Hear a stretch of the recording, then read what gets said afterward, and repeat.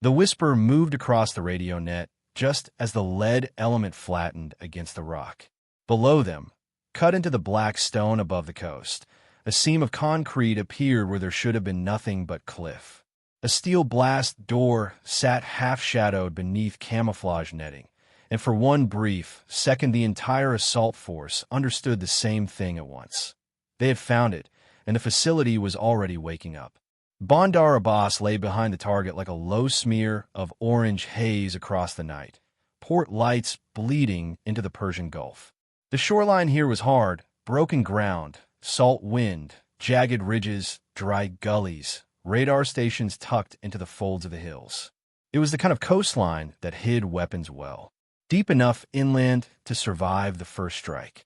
Close enough to the water to threaten the shipping lanes that carried half the region's tension on their decks. The missile site mattered because it was not just storage. Signals, traffic, and satellite passes had pointed to fueling activity, mobile launch rails, hardened comms, and a buried fire control node tied to coastal batteries farther east. If it stayed alive, it could close the strait in a night, ignite tanker routes, and force a response on terms chosen by the men inside that mountain. Washington did not want a crater. It wanted proof, hardware, and a network behind it. That was why the Rangers were on the ridge instead of a bomber crew above the clouds.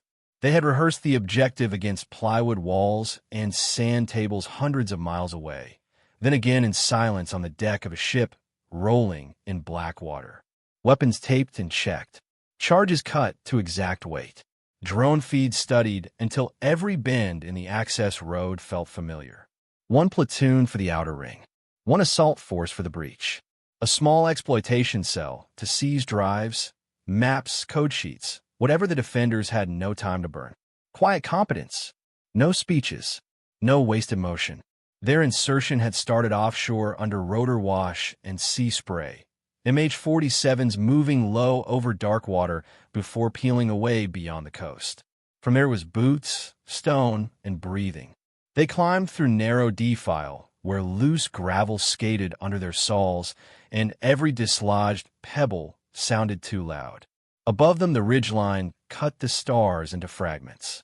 Below, unseen generators pulsed through the rock like a second heartbeat. Then the first problem arrived. An observation post they believed abandoned flashed alive on thermal. 2 guards, then 3, moving between stacked crates and a dish antenna. The lead ranger froze, fist up.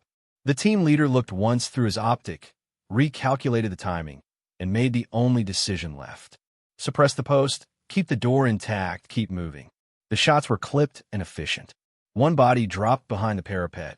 Another stumbled into the antenna mast, sending it vibrating with a thin metallic hum. But the third man got half a second too much air. He keyed a handset before he folded, and down at the hidden entrance the blast door began to close. Move. The hill erupted into motion. Rangers descended the last slope in a controlled slide of dust and shattered stone. Machine guns locked onto the upper fighting positions. Grenadiers marked the trench lines with quick arcs of fire.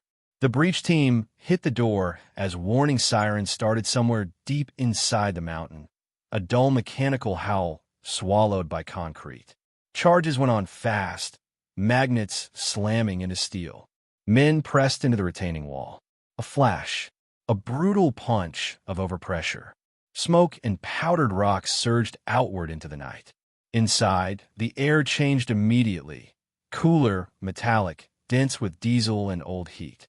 The corridor was narrow, lined with cable trays and blast lamps, every sound magnified by concrete.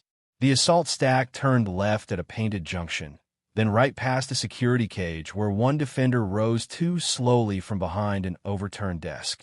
Muzzle flashes strobed off the walls. Brass skipped across the floor. Somewhere deeper in the complex, an alarm tone shifted pitch, higher now, urgent, as if the mountain itself had recognized an intrusion. They reached the first launch chamber, and the scale of the site came into view. Elevator rails, fuel lines, cradled missile bodies beneath camouflage shrouds. A command pit sunk below the deck with screens still live and map grids pulsing in green. One Ranger vaulted the railing and ripped drives from a console, while another marked the warhead section with infrared chem lights for the follow-on cell. Overhead, red emergency lamps turned the whole chamber into a low-burning furnace. Then the lights died, not all at once. One bank, then another, collapsing the room into broken darkness. A backup generator coughed alive somewhere below, but with it came something worse. Heavy doors slamming shut in sequence. The defenders were compartmentalizing the facility, trapping assault teams inside and isolating the exploitation cell from the breach corridor. For 3 seconds, a radio net dissolved into overlapping voices. The team leader cut through it with a single order and a bearing. One element held the launch room. Another blew through an auxiliary maintenance hatch they had identified in rehearsal but hoped not to use. Men dropped into a service tunnel barely wide enough for a body and weapon, crawling through dust and conduit while the temperature climbed and the smell of propellant thickened. Ahead, a wounded defender had dragged himself to a dead man's switch wired into what looked like the command archive. A Ranger reached him first, boot pinning the man's wrist to the deck as another ripped the detonator free and flung it down the tunnel. The fight compressed after that. Short bursts. Flashlights cutting through steam. A stairwell secured. A comms room cleared. Laptops, hard drives, printed target folders shoved into burn bags now working in reverse, preserving what the enemy had no time to destroy. Outside, the support element reported trucks moving on the coastal road. Fast and dark, no lights. The Rangers exfiltrated with the facility in their hands and demolition set behind them. They did not level the mountain. They took its eyes, its nerve center, its timing. When the charges finally detonated, the blast came up through the vents in a column of dust and orange flame, enough to cripple the launch sections without erasing the evidence already headed toward the helicopters. By the time the aircraft lifted off the coast, Bandar Abbas was still burning quietly on the horizon. The sea below looked flat and empty. Then one drone operator, scanning beyond the target area, caught a new movement inland.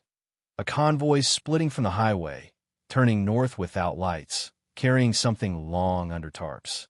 No one on the radio said much after that. The mountain had been opened. The missiles had been seized. But somewhere past the ridges, beyond the ruined blast door and the black edge of the Gulf, something else had started moving the moment this one was found.